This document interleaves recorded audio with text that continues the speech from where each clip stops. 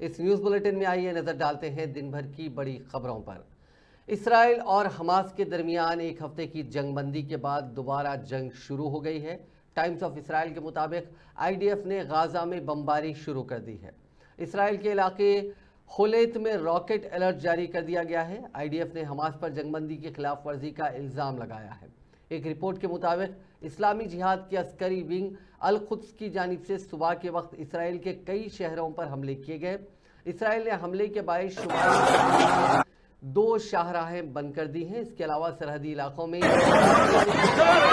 भी लगा दी गई है। इसराइली फौज ने गाजा के लोगों को खान यूनुस का इलाका खाली करने का भी हुक्म दिया है। इसके लिए अरबी जबान में लिखे गए पॉम्पलेट गिराए गए। साथ ही हमास ने कहा कि इसराइल ने सुबह रफा के करीब बमबारी की, इसमें दर्जनों फलस्तीनी मारे गए। एक रिपोर्ट के मुताबिक जंगबंदी के 3 घंटे के अंदर 32 फलस्तीनी शहीद हो गए हैं, उनमें खवातीन और बच्चे भी शामिल हैं।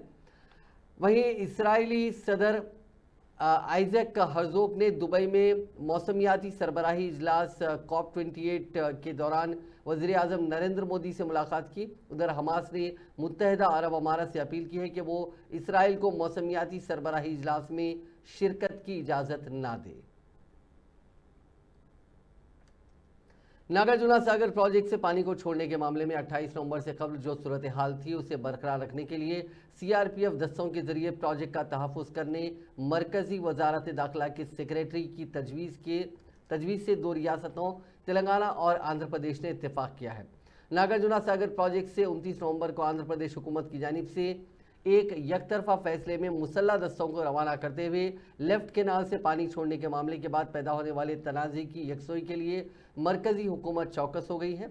इस सिलसिले में वजारत दाखिला के सेक्रेटरी अजय कुमार भल्ला ने तेलंगाना और आंध्र प्रदेश के चीफ सेक्रेटरीज और डीजीपीज के साथ वीडियो कॉन्फ्रेंस मुनक़िद की और सूरत हाल का जायज़ा लिया।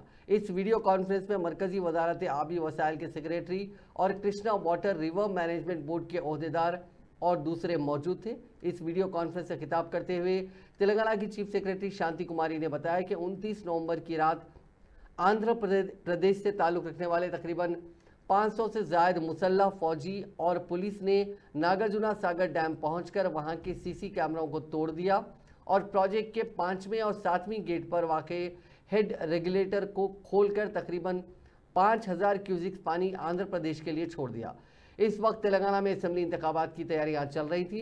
इसकी वजह से आंध्र प्रदेश की सरकत से तेलंगाना में लॉ एंड ऑर्डर का मसला पैदा हुआ है। आंध्र प्रदेश हुकूमत ने इस तरह की हरकत दूसरी मरतबा की है। उन्होंने मजीद कहा कि आंध्र प्रदेश हुकूमत की इस कार्रवाई से हैदराबाद शहर के अलावा अतराफ के इलाकों में रहने वाले 2 करोड़ आवाम को पीने के पानी के लिए शदीद मुश्किलात दरपेश हो सकती हैं।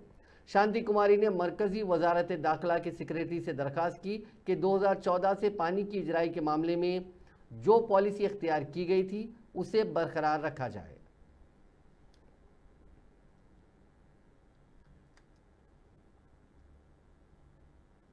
रियासती इलेक्टोरल ऑफिसर विकास राज ने कहा कि गुज़िश्ता असेंबली इंतखाबात के मुकाबले में इस मरतबा 2% पोलिंग में कमी हुई। उन्होंने कहा कि इस मरतबा रियासत भर में औसतन 71.07 यानी 71.07% पोलिंग दर्ज हुई, जबकि 2018 के असेंबली इंतखाबात में 73.37% पोलिंग हुई थी।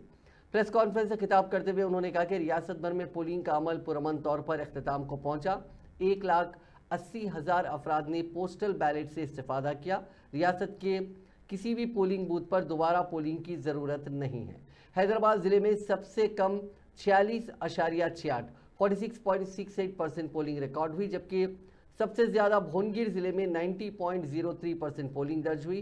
3 दिसंबर को वोटों की गिनती के लिए तमाम तैयारियां मुकम्मल कर लिए गए हैं। रियासत भर में 49 सेंटर्स पर वोटों की गिनती की जाएगी। उन्होंने कहा कि 79 असेंबली हलकों में 75% से ज़्यादा पोलिंग हुई। रियासत भर में 16,005 मुअम्मर अफराद 9,459 माजूरीन ने होम वोटिंग से सहूलत से इस्तेफादा किया। 27,094 पोलिंग सेंटर्स पर वेबकास्टिंग और 7,591 सेंटर्स के बाहर सीसीटीवी कैमरों को तनसीब किया गया था। वोटों की गिनती के मराकज़ पर भारी सिक्योरिटी के इंतजाम किए जाएंगे। 24 कंपनियों के दस्ते तैनात किए जाएंगे। स्ट्रॉन्ग रूम के पास सीसीटीवी कैमरे लगाए गए हैं। उन सेंटर्स में 17,066 काउंटिंग टेबल्स और 131 पोस्टल बैलेट टेबल्स रखे गए हैं। The number of voting. So Ninna Ratri we gave the approximate numbers. Now ఈ రోజు మార్నింగ్ అబ్జర్వర్ గారు ప్రతి కాన్స్టిట్యుయెన్సీలో అలాంగ్ విత్ ఆర్ఓస్ కూర్చొని స్క్రూట్నీ చేస్తున్నారు. So preliminary scrutiny of course reception సెంటర్లోనే రిటర్నింగ్ ఆఫీసర్ చేసుకుంటారు. ప్రిజైడింగ్ ఆఫీసర్ ఏం రాశారు, ఎట్లాంటి సంఘటనలు జరిగినాయి అవి అంతా చూసుకొని పెట్టుకుంటారు. తర్వాత ఈరోజు మార్నింగ్ 11 o'clock ఆన్వర్డ్స్ ఆ స్క్రూటినీ కూడా జరుగుతూ ఉంది which ever place. So by and large in another 1 or 2 hours we should be getting the reports of completion of scrutiny at every place. Then we will be able to get the final detailed polling station wise number. Right now our numbers are same number that we gave yesterday night, 70.6% poll for the entire state. This, as I said, is a estimated final number. Once the polling station wise numbers come to us, then we will be able to give you final up to the last digit what exactly is the number. Highest poll చూస్తే మున్గోడులో జరిగింది 91.5%, lowest poll 39.6% at Yakutpura. 79 constituencies had more than 75% polling. So this is the overall numbers as far as polling is concerned. Now coming to the counting arrangement, as I was saying, every counting center lo 3 cordons of security untundi.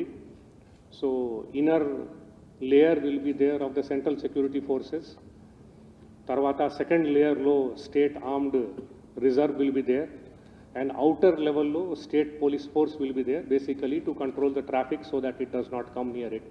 This is on the day of counting. Otherwise 2 layer will be there, CAPF and state force. CAPF in the inner cordon and outer cordon will be state armed force. 40 companies of CAPF have been deployed for guarding the EVM strong rooms and for the counting. So వాళ్ళు counting అయ్యే వరకు అక్కడే ఉంటారు. CCTV coverage is there of the strong room, which is footage is being shown to the candidates also or their representative, whoever is there. Chief minister Telangana के चंद्रशेखर राव ने 4 दिसंबर को रियासती काबीना का इजलास तलब किया है। दफ्तर चीफ मिनिस्टर की तरफ से जारी करदा एक बयान में कहा गया कि काबीनी इजलास की सदारत चीफ मिनिस्टर करेंगे। 30 नवंबर को असेंबली इंतखाबात के लिए मुनक़दा रायदही की वोटिंग की गिनती के बाद डॉक्टर BR अम्बेडकर सेक्रेटेरिएट में यह इजलास तलब किया गया है। हुक्मरान BRS को इक़्तिदार पर वापसी की उम्मीद है, हत्ता कि कई एग्जिट पोल्स कांग्रेस के हक में जा रहे हैं। BRS के कारगुजार सदर KT रामाराव ने एग्जिट पोल्स को यकसर मुस्तरद कर दिया है। चीफ मिनिस्टर और सदर BRS चंद्रशेखर राव ने आज इस यकीन का इजहार किया कि BRS पार्टी तीसरी मियाद के लिए इख्तिदार में आएगी। मामले में शक व शुबा की कोई गुंजाइश ही नहीं है। प्रगति भवन में रियासती वुज़रा हरीश राव, तारक रामाराव और BRS के चंद अहम कायदीन ने आज चीफ मिनिस्टर से मुलाकात की। ज़राए के मुताबिक इस मुलाकात के दौरान रियासती वुज़रा हरीश राव और KTR ने मुख्तलिफ असम्बली हल्कों में हुई ख़तई पोलिंग के आदाद शुमार पेश किए। इस मौके पर चीफ मिनिस्टर ने कहा कि मुख्तलिफ मीडिया इदारों की जानिब से जारी करदा एग्जिट पोल में अक्सरियत BRS की शिकस्त की इतला दे रही हैं, लेकिन एग्जिट पोल की रिपोर्ट से हमें परेशान होने की ज़रूरत नहीं है, क्योंकि BRS पार्टी फिर एक मरतबा कामयाबी हासिल करने वाली है। उन्होंने कहा कि एग्जिट पोल की इजराई के बाद नताइज पर जारी गलत तशहीर से परेशान होने की ज़रूरत नहीं है, क्योंकि रियासत में हुकूमत करने वाली BRS पार्टी ही होगी। ज़राए ने मजीद बताया कि चीफ मिनिस्टर ने पार्टी कायदीन और वुज़रा से यहाँ तक कहा कि आज और कल यानी जुमा और हफ्ता सब्र से काम लें। इतवार 3 दिसंबर को कामयाबी का जश्न मनाएंगे। BRS के कारगुजार सदर व वज़ीर वल्दी नज़्म KT रामाराव ने एग्जिट पोल के नताइज पर ट्वीट करते हुए कहा कि काफ़ी दिनों बाद रात में सुकून की नींद हासिल हुई। उन्होंने एग्जिट पोल के नताइज को मुबालगा आराई पर मबनी करार दिया। वज़ीर मौसूफ ने कहा कि हकीकी नताइज उन्हें अच्छी खबर सुनाएंगे।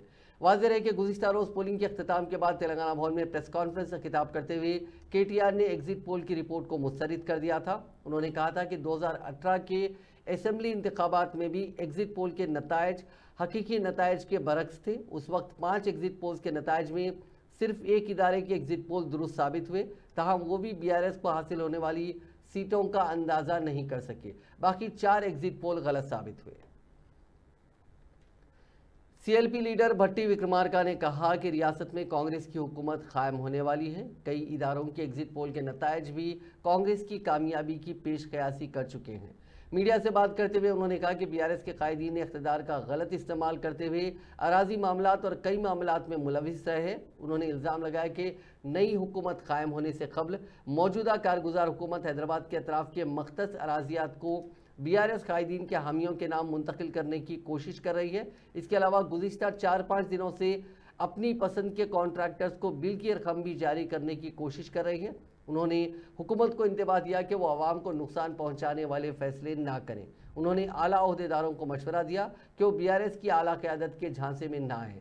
उन्होंने पार्टी कायदीन और कारकुनों को मशवरा दिया कि वोटों की गिनती के दौरान कांग्रेस कायदीन और काउंटिंग एजेंट्स चौकस रहें, क्योंकि गुज़िश्ता इंतखाबात के तजुर्बात को जहन में रखते हुए धांधलियां ना होने दें। రెవెన్యూ వ్యవస్థని అప్రమత్తం చేస్తూ ఉన్నాం. ఈరోజు అధికారంలో ఉన్నటువంటి ప్రభుత్వం అని చెప్పుకున్నటువంటి పెద్దలు ఎవరు కూడా రేపు 3వ తారీఖు ఎన్నికల కౌంటింగ్ అయిన తర్వాత వాళ్ళు ప్రభుత్వంలో కొనసాగరు, ప్రభుత్వం ఉండదు కూడా.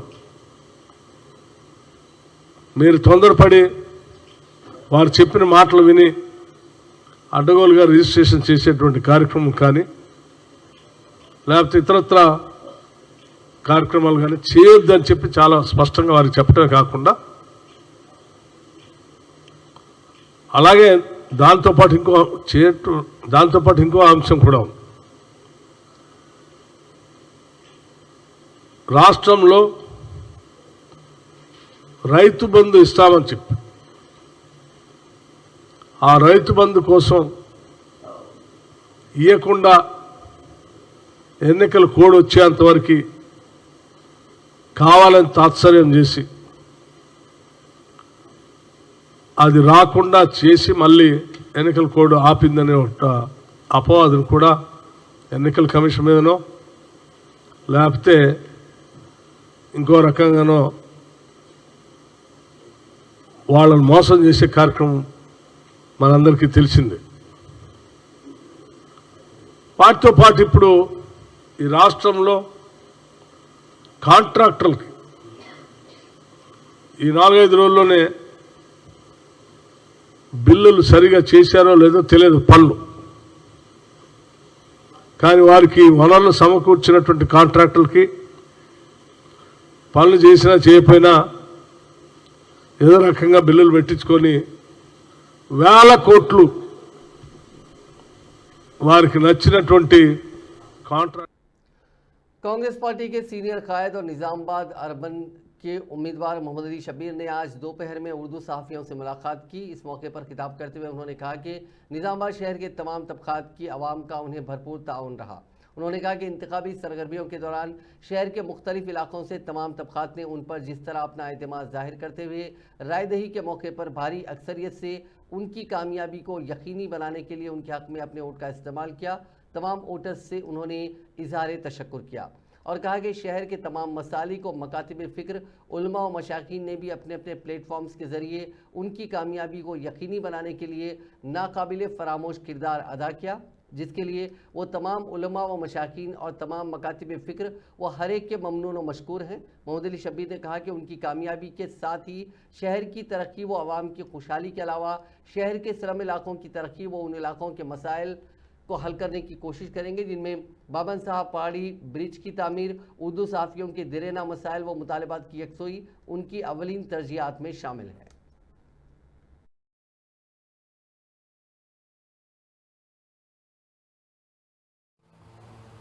మా రాహుల్ గాంధీ గారు దేవన్ నుంచి తెలంగాణ భారీ మెజారిటీతోని గెలవబోతున్నామని 3 నెలల నుంచి ఆయన ఎక్కడ పోయినా చెప్తున్నారు.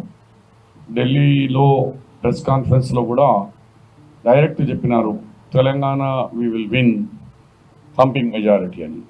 అట్లనే మా టీపీసీసీ అధ్యక్షులు రేవంత్ రెడ్డి గారు కూడా 25 సీట్స్ కంటే ఎక్కువ రాదు బీఆర్ఎస్ టీఆర్ఎస్కు. దానికంటే పైన 80 పైన సీట్స్ కాంగ్రెస్కి వస్తాయని గంటపథంగా ఆయన కూడా చెప్పుకుంటూనే వస్తున్నారు. ప్రజల్లో కూడా దొరల పాలన వద్దు, ప్రజల పాలన కావాలని గట్టిగా ప్రజల మధ్యలో పోయింది రాహుల్ గాంధీ చెప్పింది నినాదం. తెలంగాణ ఇచ్చింది, తెలంగాణ ప్రజలకు ఆ సౌకర్యాలు అనుకున్న డ్రీమ్ పూర్తి అవ్వడం లేదు. ఒక అవకాశం కాంగ్రెస్కి ఇవ్వండి. తెలంగాణ ప్రజలు తెలంగాణ గురించి ఎందుకు పోరాడినరో ఆ డ్రీమ్ను మేము పూర్తిగా చేస్తామని వాళ్ళు ఇచ్చిన వాగ్దానాన్ని ఆ గాంధీ కుటుంబాన్ని, ముఖ్యంగా రాహుల్ గాంధీ గారు, పెద్దలు శ్రీమతి सोनिया गांधी। पार्लियामेंट वी हनुमंत राव ने आज मीडिया से बात करते हुए मुख्तलिफ गोशों से एग्जिट पोल के नतायज सामने आने के बाद तेलंगाना में मखलूत हुकूमत बनने की कयास आराइयों को मुस्तरद कर दिया। उन्होंने दावा किया कि कांग्रेस 70 ता 80 सीटें हासिल करते हुए तनहा हुकूमत तश्कील देगी और 9 दिसंबर को लाल बहादुर स्टेडियम फतेह मैदान में कांग्रेस का वज़ीर आला हलफ लेने के साथ ही उसी रोज से कांग्रेस की 6 जमानतों पर अमल आवरी शुरू हो जाएगी। सीनियर कांग्रेस कायद व कांग्रेस उम्मीदवार पूनम प्रभाकर ने आज सुबह की अवलीन सातों में अपने हल्के की आवाम से मुलाकात करते हुए कांग्रेस के हक में वोट के इस्तेमाल पर इजहार तशक्कुर किया। उन्होंने बताया कि कांग्रेस 3 दिसंबर को जारी होने वाले नतायज में 2/3 अक्सरियत हासिल करते हुए इख्तिदार हासिल करेगी। उन्होंने बताया कि रियासत की आवाम DRS हुकूमत की नाकामियों और आवाम से किए गए वादों को पूरा ना करने और रियासत की आवाम को नज़रअंदाज करने के साथ मीडिया के साथ होने वाली नाइंसाफ़ी और सहाफ़त की आवाज़ पर कंट्रोल रखने के खिलाफ अपने वोट का BRS के खिलाफ इस्तेमाल किया है और उन्होंने कांग्रेस के हक में इस वोट का इस्तेमाल किया। उन्होंने आवाम को तयख़ुन दिया कि कांग्रेस की हुकूमत आवाम की बिलखुसूस गरीबों की तरक्की के लिए काम करेगी। तेलंगाना जनता समिति के सदर प्रोफेसर कोदंडराम ने कहा कि नताइज की इजराई के बाद पार्टी इन्हराफ की कोशिश करने वाले अरकान असम्बली की क़यामगाहों के सामने धरने व एहतजाज मुनज़्ज़म किए जाएंगे। मीडिया से बात करते हुए कोदंडराम ने कहा कि इन इंतखाबात में वाज़ेह हो गया है कि तेलंगाना की आवाम काफ़ी बाशऊर है और उन्होंने अपने वोटों के ज़रिए साबित कर दिया है जो भी पार्टी इख्तिदार में आएगी वो जमहूरियत की बहाली के लिए काम करेगी। इस तरह की वो तवक्को रखते हैं। इस सिलसिले में हम वक्तन फ़ौक़तन अपनी आवाज़ उठाते रहेंगे। उन्होंने कहा कि अवाम में काफ़ी शऊर आने के बावजूद भी अगर कोई पार्टी इन्हराफ की कोशिश करती है तो अवामी तंजीमों के साथ मिलकर उनके क़यामगाहों पर धरने व एहतजाज किए जाएंगे। రెండవది ఏంటంటే దోపిడీ, కింది స్థాయి నాయకులు ఒక దోపిడీకి పాల్పడటం, తర్వాత పీడన, విపరీతంగా దౌర్జన్యం, వాళ్ళు ఏదన్నా కావలసి వస్తే నాయకులు ఒత్తిడి పెట్టి ప్రజలకు సంబంధించిన ఆస్తిపాస్తులను కూడా లాక్కోవటం, ఇది మనం చూస్తున్నాం. వీటి మీద ఒక తిరుగుబాటే మొన్నటి ఎన్నిక. దానికి ఇవాళ ప్రజలందరూ కూడా నిలబడి ఓట్లు వేసి ఇక సాగనంపాలి అనే ఒక నిర్ణయానికి వచ్చింది. ఆ సాగనంపుతారు. రేపు ఖచ్చితంగా ఈ రిజల్ట్స్ ఇదే విధంగా ప్రజల యొక్క ఆకాంక్షలు వ్యక్తమవుతాయి కూడా, మీరు చూస్తారు కూడా. ఇట్లాంటి ఒక సందర్భం చాలా అరుదుగా చూస్తాం. కాబట్టి ఇది ఒక అద్భుతమైనటువంటి ప్రజా చైతన్యం. చాలామంది అనుకున్నారు తెలంగాణ ఉద్యమ చైతన్యం ఎక్కడ సప్పబడిపోయింది, ఎందుకు సన్నగిల్లింది అని. అది ఎక్కడా తగ్గలేదు. అవకాశం ఉన్నన్ని రోజులు ప్రజలు అవకాశం ఇచ్చిండ్రు. కానీ పరిమితులు దాటుతుంది అనుకున్నప్పుడు మాత్రం అందరూ ఒకరితో ఒకరు మాట్లాడుకొని ఈ ప్రభుత్వాన్ని ఓడగొట్టాలని నిర్ణయానికి వచ్చారు. ఈసారి దించకపోతే ఇక బుద్ధి రాదు. 2 సార్లు ఉన్నాడు, ఒకసారి దించాలి. దించితేనే మార్పు వస్తుంది, లేకపోతే కష్టం అనే మాట కూడా ప్రజల నుంచి విన్నాం. అట్లాంటి ఒక రిజల్ట్, అట్లాంటి ఒక స్పష్టమైనటువంటి లక్ష్యాన్ని సాధించేటువంటి ఆలోచనతోనే ప్రజలు తమ ఓటు హక్కును ఉపయోగించుకున్నారు. అరుదైనటువంటి సందర్భం ఇది. చూసే అవకాశం కలగటం కూడా నేనైతే గొప్ప అదృష్టంగానే భావిస్తున్నా. చాలా రోజులుగా నేను చూస్తూనే ఉన్నా. మమ్మల్ని గుర్తుపడతారు కాబట్టి చాలా ఓపికగానే ఈసారి దించుదాం అనుకుంటున్నాం sir.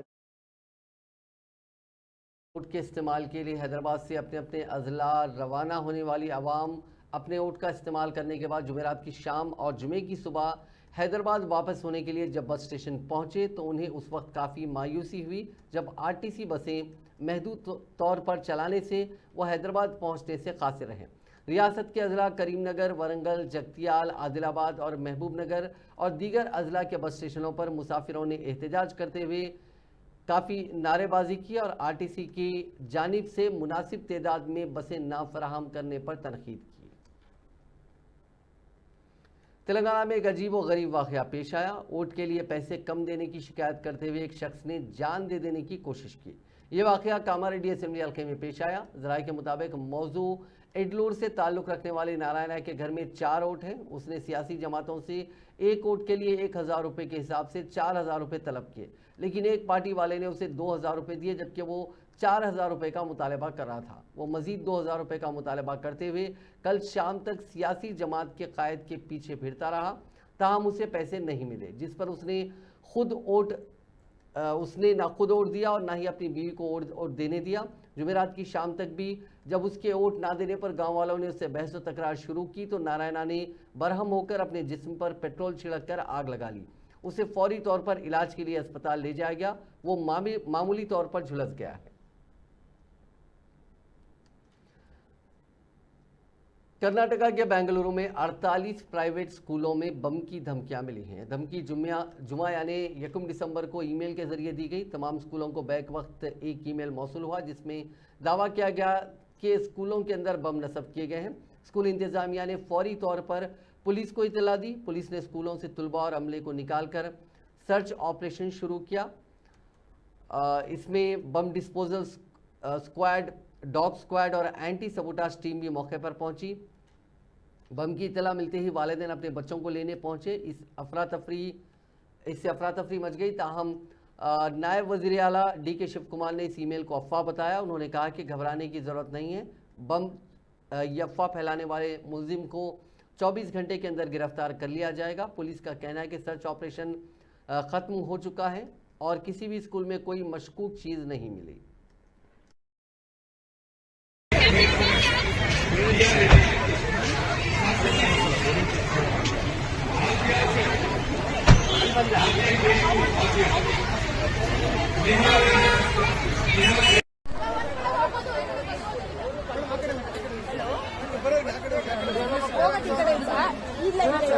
Not worry.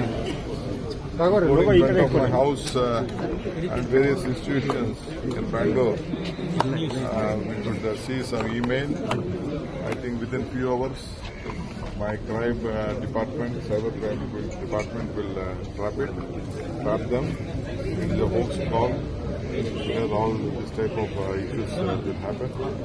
But I appeal to all the parents of Bangalore to be very safe. We have a good Parents system. are in panic. No parent should be in panic. No parent should be in panic. We are there. We are looking at. We are there to protect your children. It is our duty. There are some mischief mongers who create all this type of trouble. But still, let us, both of us, be cautious. Sir, about the exit polls. Exit polls, let us wait for next 48 hours. We are hoping for the best, good result, for the change, and for the stronger India. Sir, by the smile of yours, we can see the confidence in Congress party. Always I will be, I'm a positive man always. I don't look at the things negative. I take everything in a positive way. But it seems... Indian coast guard ने जुमे को खलीज बंगाल में काकीनाडा के साहिल के करीब 11 माहीगीरों को बचा लिया जो एक कश्ती में आग लगने के बायस फंस गए थे। पकवान गैस सिलेंडर के धमाके के बाद कश्ती में आग लग गई।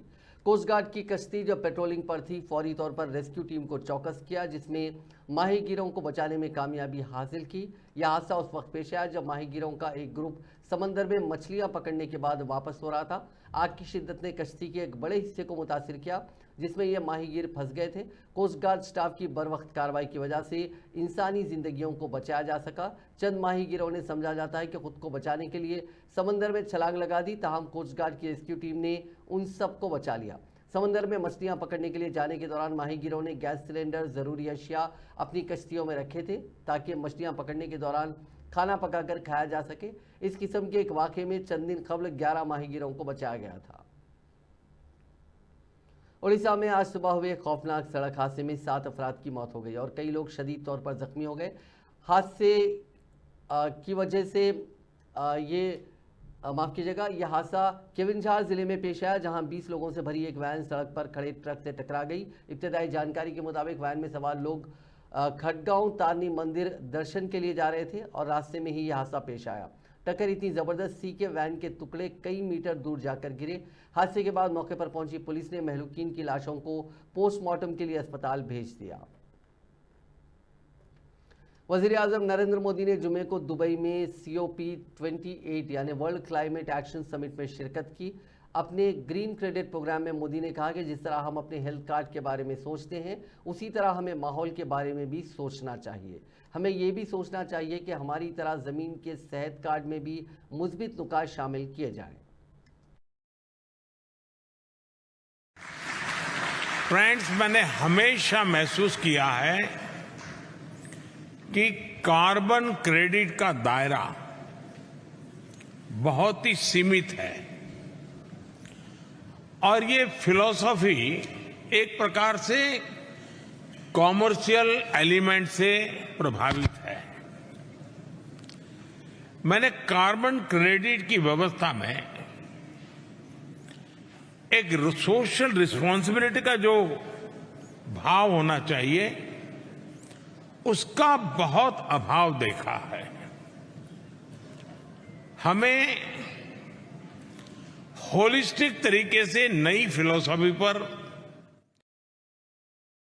जुमे को झारखंड के हजारीबाग में बॉर्डर सिक्योरिटी फोर्स के 59वें यौम तासीस की तकरीब में कहा कि मुल्क की सरहदों की हिफाजत करने वाले बहादुर सिपाही मुल्क की तरक्की की बुनियादें हैं। अमित शाह ने कहा कि जिंदगी के लिए फर्ज सिर्फ BSF का नारा नहीं, बल्कि आज तक 1900 से ज़्यादा सरहदी मुहाफिजों ने अपनी जानों का नजराना पेश करके इस जिम्मेदारी को पूरा किया। उन्होंने कहा कि लाखों सरहदी मुहाफिजों ने अपनी ज़िंदगी का सुनहरी दौर मुश्किल हालात में अपने ख़ानदानों से दूर रहकर गुजारा है।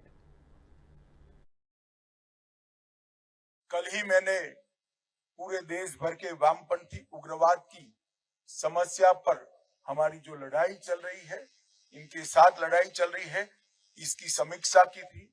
आज मैं देश की जनता को बड़े हर्ष से बताना चाहता हूं कि हम कगार पर है।